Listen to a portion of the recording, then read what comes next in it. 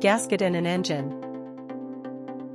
In an engine, a gasket is a seal, typically made of rubber, metal, or composite material, used to prevent leaks of fluids or gases between two or more engine parts.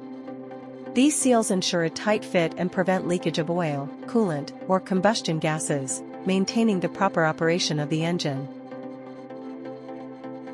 Function: sealing. Gaskets fill the space between mating surfaces, creating a tight seal to prevent leakage of fluids or gases.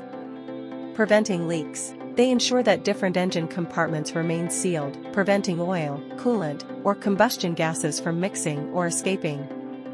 Maintaining pressure. In some cases, gaskets help maintain proper pressure within the engine, such as in the cylinder head gasket.